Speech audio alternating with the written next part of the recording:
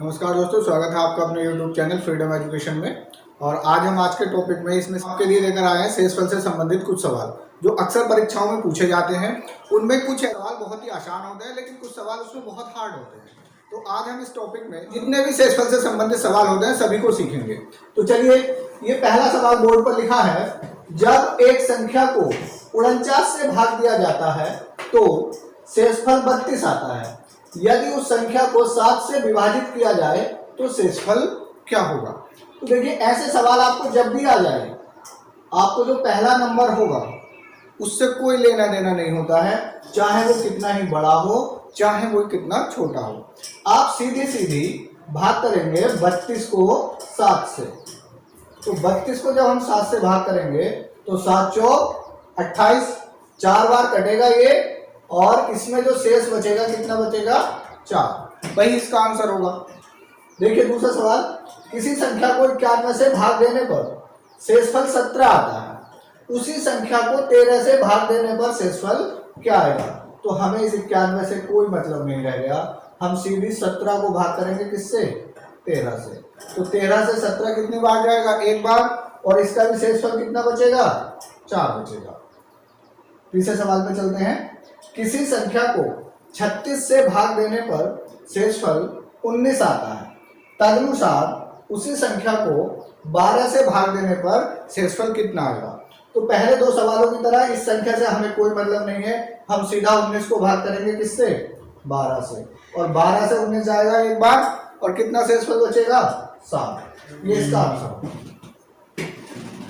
देखिए, आपका ये अगला सवाल यहाँ पर लिखा है, इसमें लिखा है एक संख्या x को 289 से भाग देने पर 18 शेष बचता है। उसी संख्या को 17 से विभाजित करने पर शेषफल 22 बचता है। तो 22 का मान क्या होगा? देखिए, आप इस 22 को एक अननोन नंबर ही समझे, जो हम शेषफल पहले से निकाल रहे हैं। ये वही है, बस इस बार जो है आपको उसने डिजिट के रूप में 22 बनाकर दे दिया है। तो मैंने पहले ही कहा था, अगर ऐसे कहीं सवाल आ जाते हैं तो आपको इस पहले नंबर से कुछ भी नहीं लेना देना है। आप सीधे 18 को भाग करते हैं किससे? 17 से। तो जब 17 से 18 को भाग करेंगे तो यहां पर शेषफल बचेगा 1। अब इससे अगला न्यूमेरिकल देखिए, जब n को 5 से विभाजित किया जाता है तो शेषफल 2 आता है।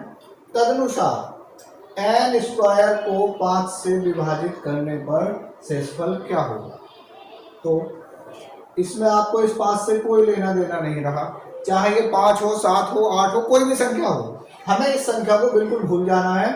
जो शेषफल बचेगा हमें उसी का स्क्वायर कर देना है। तो यहाँ पे शेषफल बचेगा 2, तो 2 का स्क्वायर कितना होगा? 4, और 4 को हम किससे भाग देंगे? 5 से। तो शेषफल कितना बचेगा? 4। यही इसका आंसर। देखिए, छठा सवाल यहाँ पर लिखा है, n एक पूर्ण संख्या है, उसे जब 4 से विभाजित किया जाता है तो शेषफल 3 आता है। तदनुसार 2n को 4 से विभाजित करने पर शेषफल क्या होगा? तो इस नंबर से हम कुछ भी नहीं लेते हैं। ये लिखा है n एक पूर्ण संख्या है, उसे जब 4 से विभाजित किया जाता है तो शेषफल 3 आता है। तदनुसार 2n को 4 से विभाजित करें तो शेषफल क्या होगा? देखिए, इसमें जो ये नंबर लिखा है 4, हम इसको बिल्कुल भूल जाएंगे। हमें सीधा देखना है शेषफल कितना बचता है? 3। और फिर उसने कहा 2n को 4 से विभाजित करने पर क्या बचेगा? तो इसका मतलब ये है 3 का ही डबल कर देंगे तो 3 दूनी होता है 6।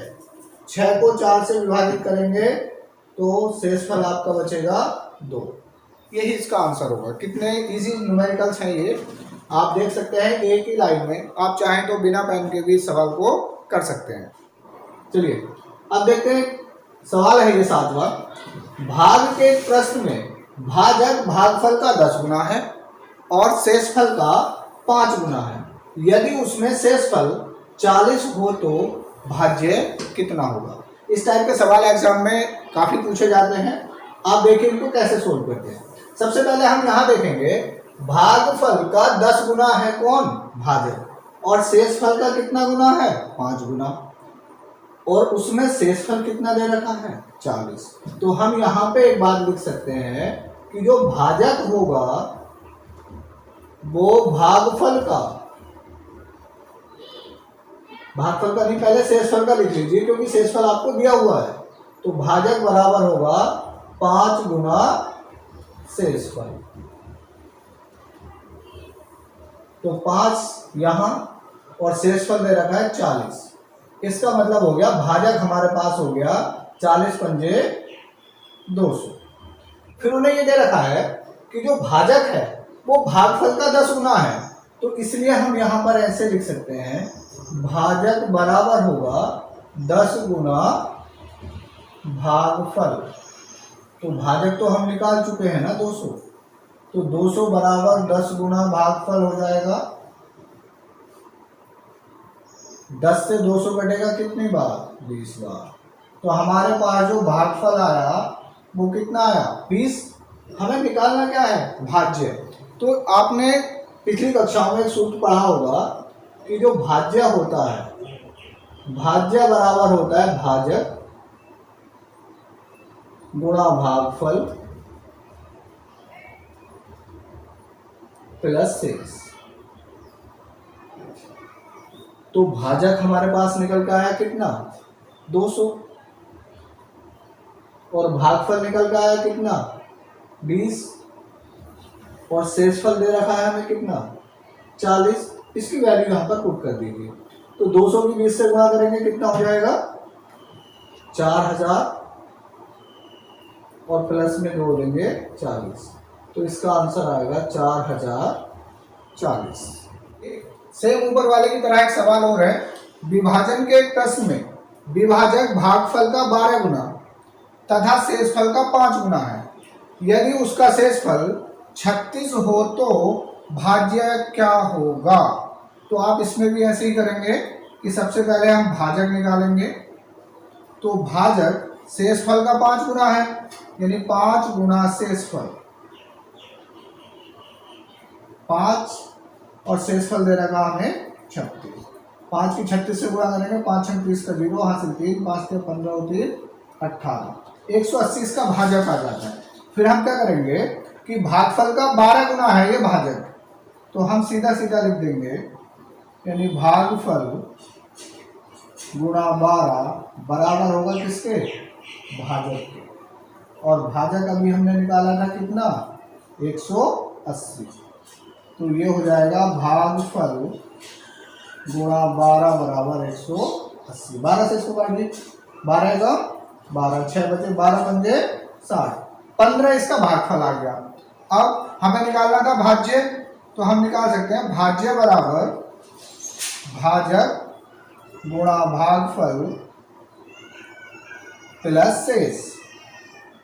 देखिए भाजक हमने अभी निकाला था 180, भागफल हमारे पास आया 15 और शेषफल हमारे पास दिया है कितना? 36। तो 15 से इसको गुणा करिए, 15 0 0, 15 अट्ठे 120, 120 का 0 हासिल लगे 12, 15 का 15, 15 और 12 27 और प्लस कर दीजिए इसमें 36। तो ये हो जाएगा 2736।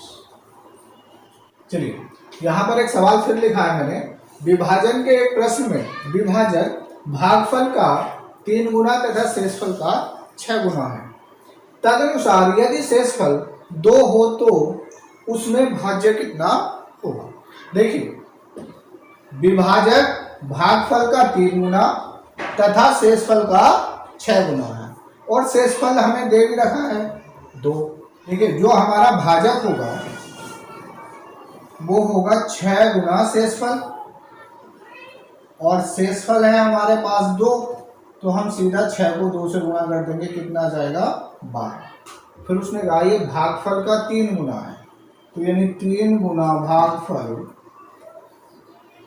बराबर होगा 12 के।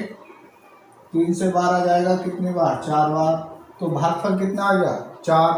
हमें निकालना होता है भाज्य, तो भाज्य बराबर होता है भाजक गुणा भागफल प्लस शेषफल। तो भाजक हमारे पास है 12, भागफल है हमारे पास 4 और शेषफल हमारा था 2।